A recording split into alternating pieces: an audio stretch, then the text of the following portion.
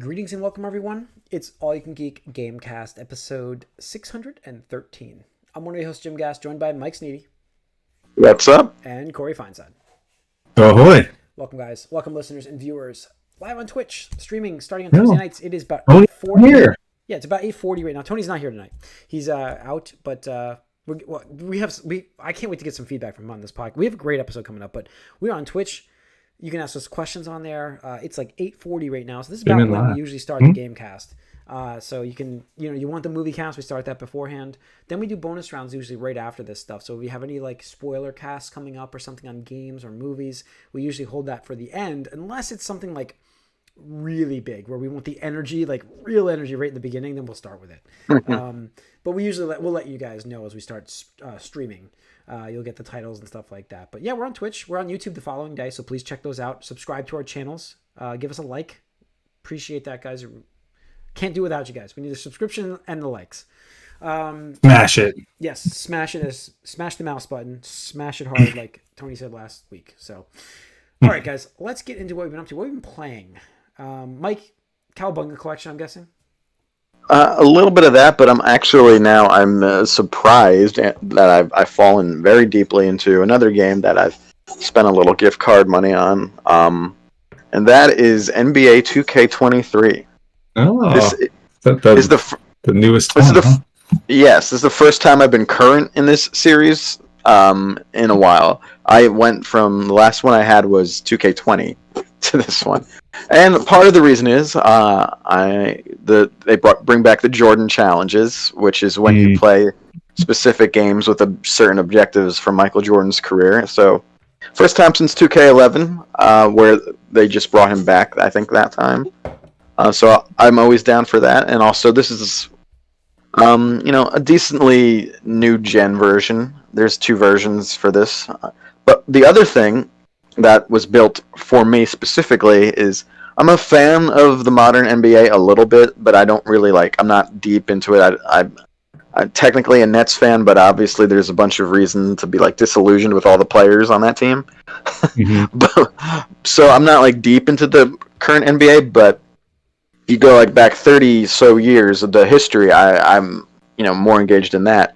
And this game has this thing called eras where it has the Magic Bird era, the Jordan era, the Kobe era, and the modern era. Mm-hmm. And you can start a season, several seasons if you keep going, from each of those points. So you could start one from 84 or something, or 91, or 2002.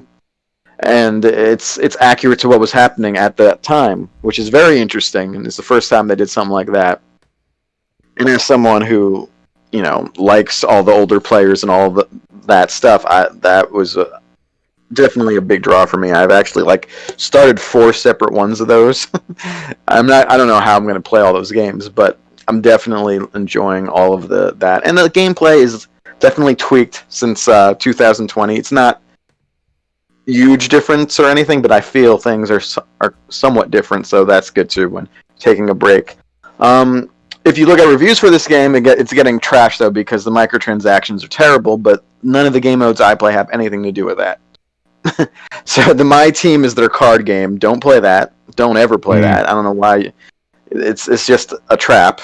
But the thing that disappoints people most might be the My Player, where you create your own person, try to make a good career. A lot of that is pay-to-winny. And where you have the virtual currency, it's called VC, and you get it organically, but not nearly enough. And even in that, it's a little pay-to-winny, so that sucks. But I don't play any of those modes, so I don't care. So I'm really enjoying the part of the game that I am playing, and it's kind of basically made for you. That sounds like, Mike. Yeah, so. Yeah. The other stuff is all good. Yeah, I'm very surprised because I was down on this series for the last 5 or so years because they just got all samey and boring after a while. But no, this one's a good one. Yeah, nice. So I'm deep in it. Yep. Yeah. So if I'm a little louder, I apologize. I did turn myself up a little bit. I just realized I remember Tony said I was quiet last week, so hopefully a little louder for everybody. Yes. Cool. So, anyways, cool. Anything else? You're good. I mean, just a little more Cowabunga collection. But I save scummed the damn level, but now I don't know what to do in the NES version because all my turtles are still injured. But that game's not bad if it wasn't so impossible. For an NES game, it's not a bad one. Yeah.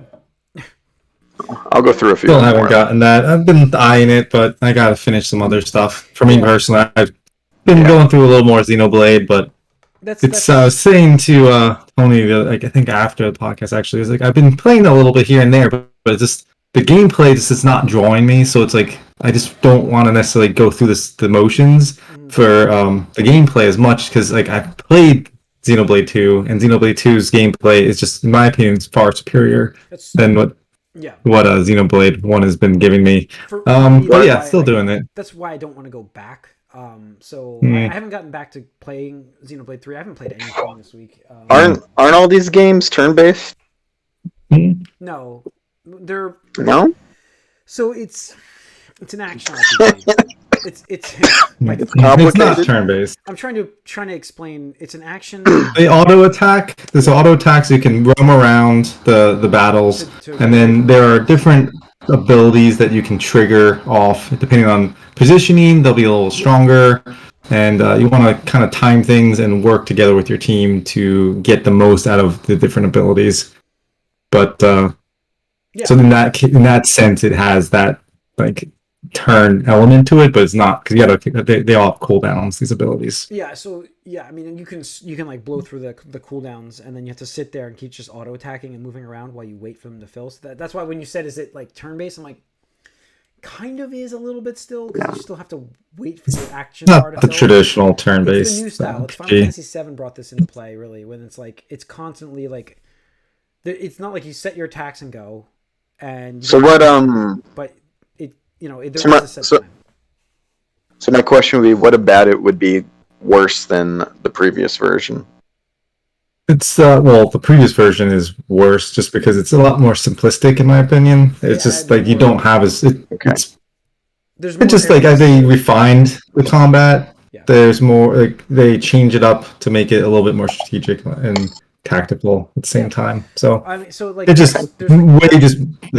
dumbed down. That's what it really is. For instance, the third game is you have multiple different attacks where if you time your button presses correctly, there's like it does extra damage, and then the area like you can actually find weaker areas on the monster by moving around and fighting. You can do that in the definitive edition too. Like, this attack will do more damage. Cool. This attack does more damage if I'm on the side or if I'm in the back. Okay, good. But it's just so much more simplistic. The definitive edition must have gotten that quality of life upgrade. I don't know. I haven't played the other version. Tony would have to correct us, but you have to. But yeah, so I do like the look of the game. I have to get into that more. I start bringing my Switch to work. That's what I got to do. That's the idea of the Switch. It's so good to just be able to carry it with you. So I can get into this because this game's so big. I got to start. That's why I like the Switch aspect. I will say just an update here. I started pricing. Corey, you got to send me the information on the memory card for the. Oh yeah. I'm coming up to my.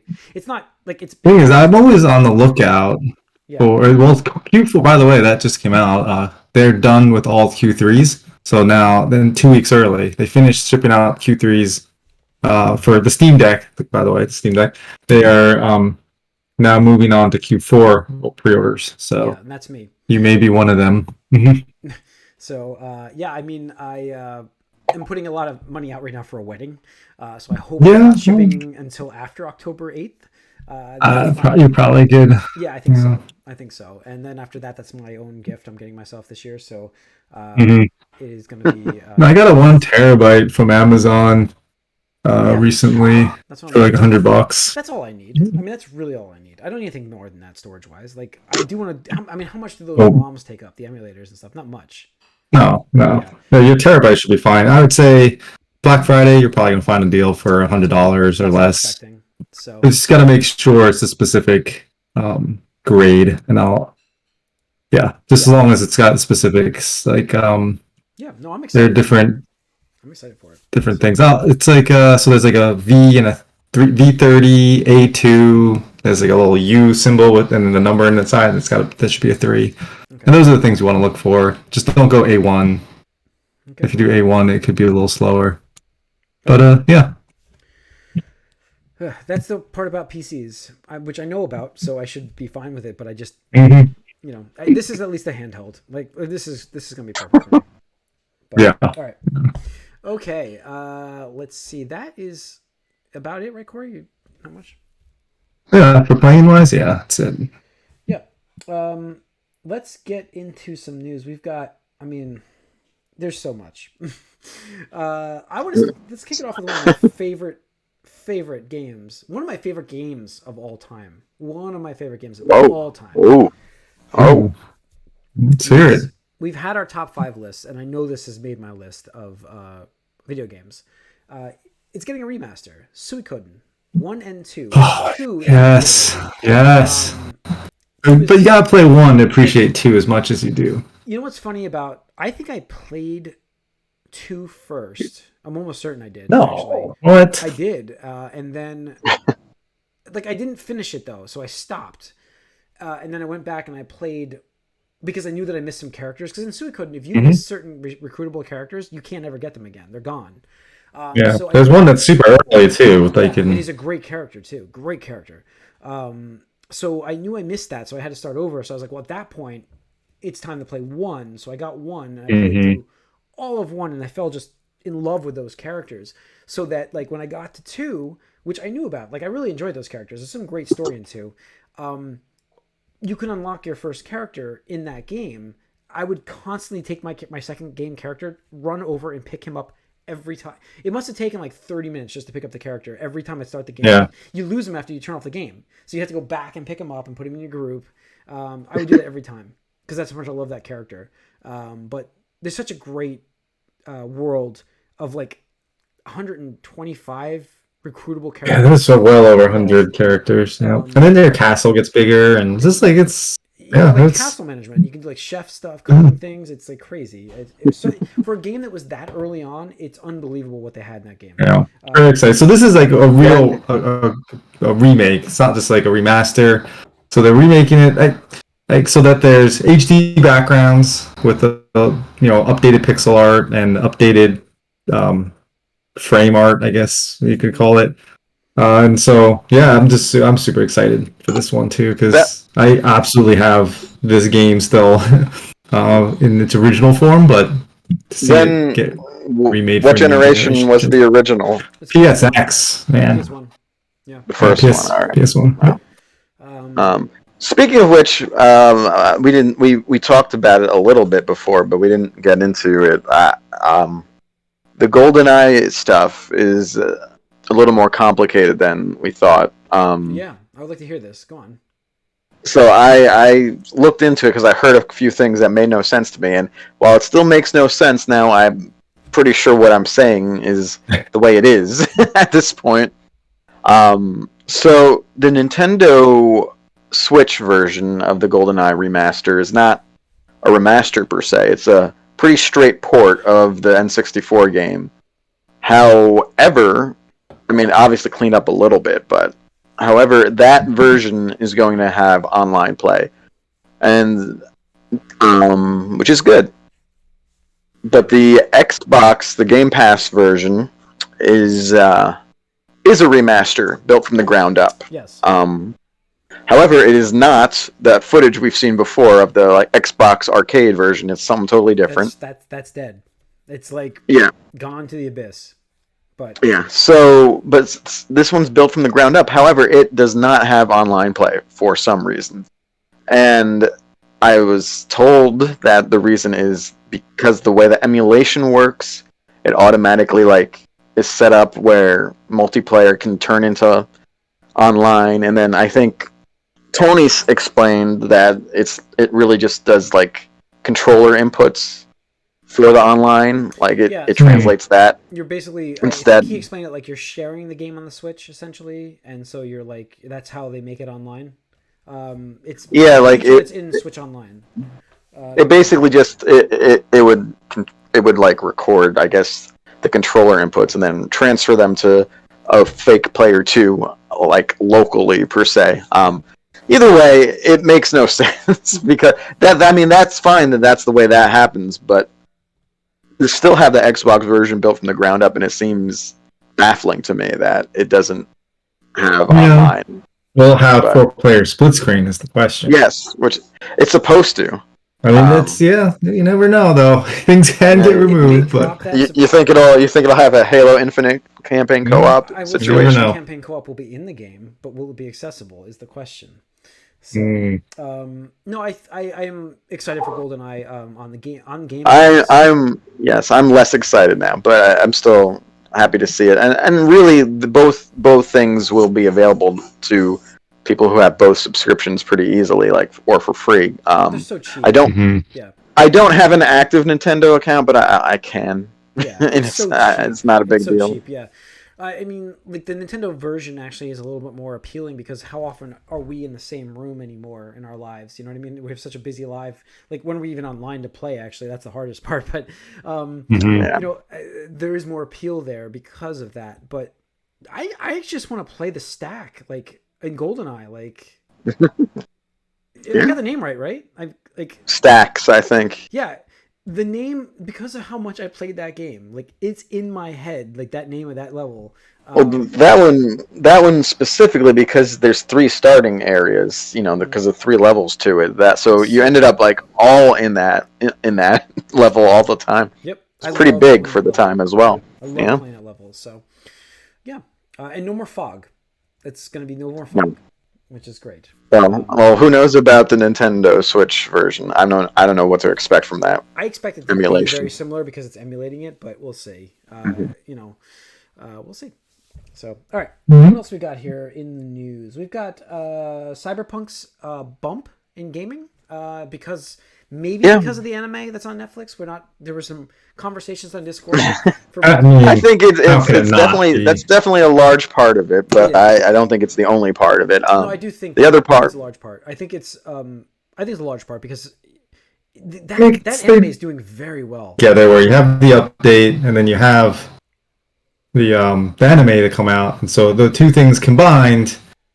With their powers combined, bumped up that player concurrent. And they also announced the expansion, which is confirmation that the game is not a dead game at this point. And some of the update, the update actually has a little more than I thought. It has an actual mini game. You can actually play an arcade game, and it's Witcher based. Horse. The Roach Race or whatever. Roach is the name of the horse in The Witcher. I'm glad they were putting time and effort into doing that instead of making the DLC. I don't know. I was joking on that, but we'll see. One day it might become a actual game. So hopefully it's when that expansion comes out, because that might be the only thing they do. I think you can take let's take Tony for instance on this situation. I know he's not on the podcast, but let's take Tony as an example here. He himself said that this anime has given him another perspective on Cyberpunk because how good it is. So I don't say he's going to play this game, but for me, for instance, if I love this Netflix show, there's a high probability I'm playing Cyberpunk.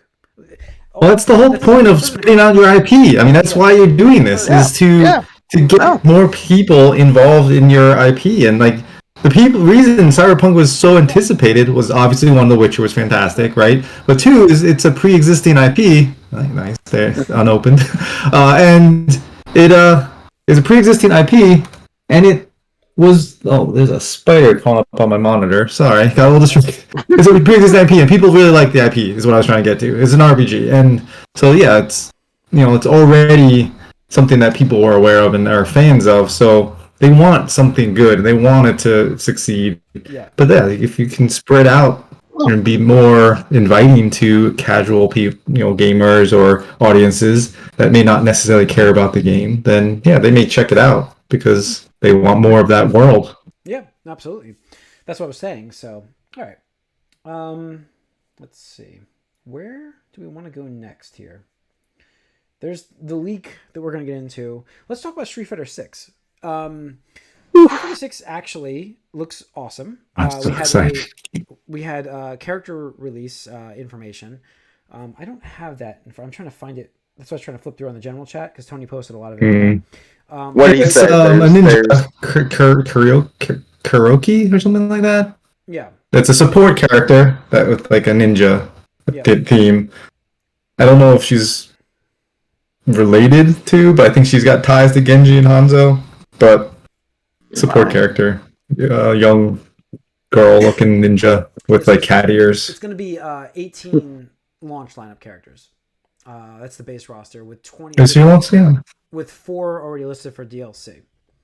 That's for certain.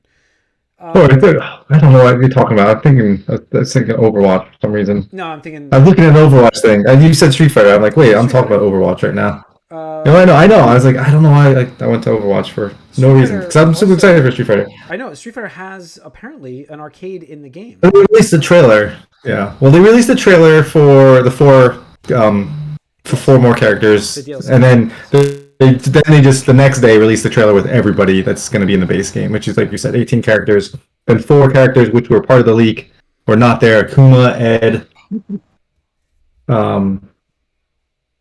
the Arab guy, Rashid, I think. Kira, Ed, Rashid, and someone else. One other person, I can't remember. They were not part of the base, so everyone's assuming there will be DLC. Yeah. And then we saw more of the open world. You're going to be able to train with the different Street Fighter characters. You're going to get to create your avatar. Seems like there's a whole bunch of avatars you can use. And then, you're in this like game hub world, which you alluded to, and you can play the game as your avatar. You can play the game, but then you can also play older Street Fighter games. Yeah, Street Fighter 2 is in the game. Super Street Fighter 2, I think. It's Street Fighter 2. So please tell me an alpha. This looks like a huge game. Huge game. An alpha game gets into this. I want to play an alpha game so badly. No, I'm excited for you guys as someone who doesn't really engage with Street Fighter. I know you're more. It's a shame. It's a shame. No, NRS doesn't exist anymore. I know, it's but over. You had the crypt for so long. Like, it's nice for the Street Fighter fans to finally get that equivalent. You know what I mean? I know, but it's just funny. It looks good. I'm glad. I just wish I cared about Street Fighter or that gameplay style. But because NRS has been just off the grid for the last 3 years, while people were expecting stuff to be announced. So whatever. What about Tekken 8? Anybody interested with it's running UE5 now? It looks amazing. I'm just not a everything fan, else. Yeah. But it looks amazing. Seriously, that's my feelings on Street Fighter. Rebuilt from the ground up. There's no assets from Tekken 7. Wow. Because it's going to UE5, which is... it's a new engine, so... Yeah. What else do we have here? There's that. I mentioned the Overwatch character. Yeah. You talk about Overwatch. Go on. Is there any more for the Overwatch? No, I mentioned the character for some reason. I was looking at an article for it. I was confused. I'm like, there's Overwatch characters in Street Fighter now. Like, okay. It's a new character. I was like, there's a new character for Overwatch. And then I was like, oh, shoot. We're talking about Street Fighter. Yeah. Never mind. But yeah, new Overwatch characters. Classic Sega Genesis games coming to the Switch Online. Earthworm Jim. Nice. So, 1 or 2 were good. Yeah. 1 was good. I like 1.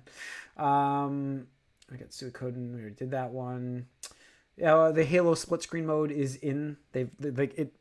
Gosh. In there. You can do that. I think they said though when you do it, it corrupts your save. So there's a bug involved, which is I guess enough for them to not want to bother with it. So whatever. What is the RGG Studio information? What is this one, Mike? With the Yakuza. That's all. Yakuza. They announced like 3 or 4 games out of nowhere. It was insane. Yeah. So first we have coming out soon. I guess March. I think they said they have Ishin, which is one of the spin-offs to Yakuza that's set in that samurai world. We might have mentioned this last week actually, but I do remember talking about it a little bit. But this one this is only the first thing they said because it's coming soon. This was never localized to the U.S. and this is sort of a remake in the style of Zero and Kiwami. So it looks to be an action game, which is good for me.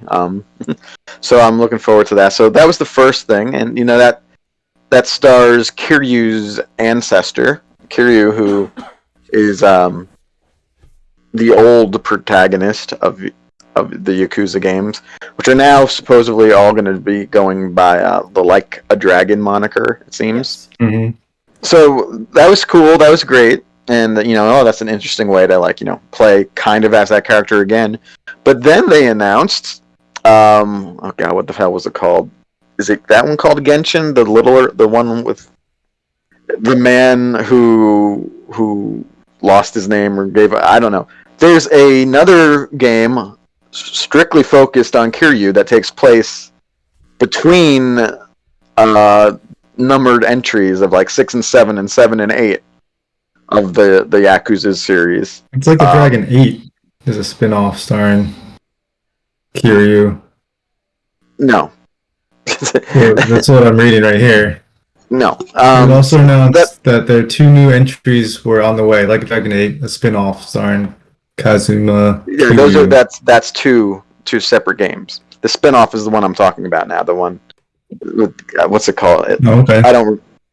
So this is supposedly like a Lost Legacy or Miles Morales sized game where it explores Kiryu's what he's done. So basically, they did something, and well, whatever. So I'll say that in a second. So this is also a brawler, which I'm looking forward to. And these games are all going to be in Unreal Engine 5 as well, which is a change from the Dragon engine, which they used to do. Yeah. I do hope it maintains a little of the jank. I do kind of like some of the janky ragdoll physics that happen in the Dragon engine, but we'll see. Okay. So this is a big surprise because we thought we weren't going to get any more Kiryu at all because explicitly they said his story was over with Yakuza 6. And even crazier, and this is not coming out until I think 2024, Like a Dragon 8 was also shown a trailer, which has Ichiban, who we know, and Kiryu is in that as well, who looks like a co-protagonist with either a wig or a really silly, hairstyle.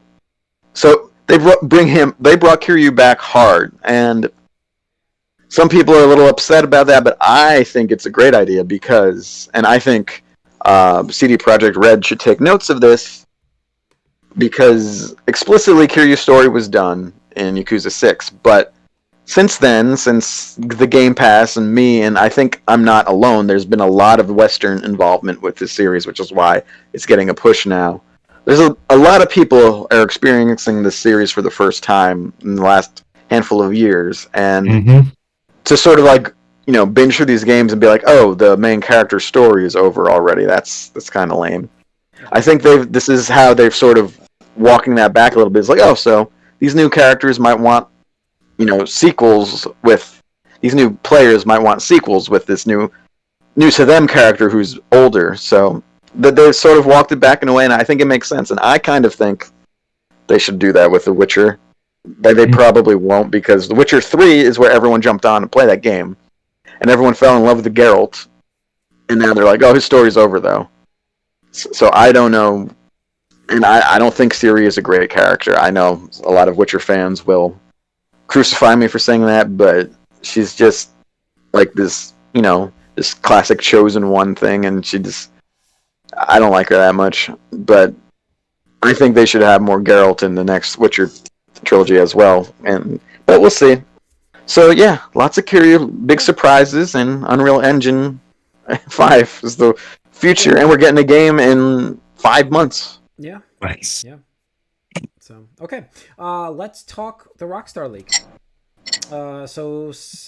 GTA 6, there was some screenshots and video apparently posted online saying that this was GTA 6, and I know that there was a lot of back and forth with people saying there's no way that's real. Now, this is pre-alpha content. Like, this is like very crude stuff, and this is why you don't want this stuff leaking. So it did come out later that apparently this is all legitimate that was posted. Rockstar had a network intrusion to the point where they actually got hacked basically to get this stuff off of their servers. And it's stuff that you shouldn't ever see, and it does cause problems. And because I saw so many people posted how much they just the game looks effing terrible, and I'm like, dude, this is it's pre-alpha. The game is very early still, and it's there's two things about this though. On one hand, the actual, first of all, I was surprised because I kind of thought it would be the other way around. I think other games finish the main character models first, and then the environment gets fleshed out. The environment looks almost done from what I could see. Yeah. I mean, obviously, maybe they could make it look more next gen, since it looks kind of similar to GTA 5, which is still looks good. But the environment looks done. The character models, the main character models, look unfinished for sure. The thing about it for me, though, and maybe this is coming from you guys are probably in the same boat. It's more the mission structure and what's happening that sort of disappointed me. It's like, it's another heist gone wrong in a GTA game, and the cops come. Okay, cool. Like that's kind of the thing where I'm like, oh, looks like same old here. I don't know, but so I don't know if that's something that that they would change completely. But I kind of, and obviously this is just one little piece of what seems like a story mission, but I don't know. It made me less excited just because conceptually I'm like, oh. And that's the fear. And that's what Rockstar doesn't want put out there, because this is not the way they want to present their game. Let me read their message. We recently suffered a network intrusion in which an unauthorized third party illegally accessed and downloaded confidential information from our system, including early development footage for the next Grand Theft Auto. At this time, we do not anticipate any disruption to our live game services, nor any long-term effect on the development of our ongoing projects. We are extremely disappointed to have any details of our next game shared with you all in this way.